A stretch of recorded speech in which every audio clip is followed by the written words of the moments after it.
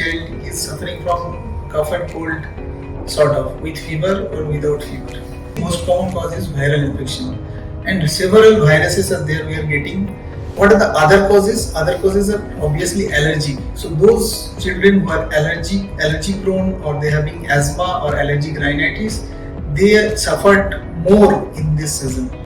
Obviously, viral infection needs patience and supportive treatment, because majority of them do not have any antiviral treatment except flu virus, and most of the cases antibiotic doesn't have a role. That is very important, because don't start antibiotic over the counter, because that can harm or reduce immunity in your child.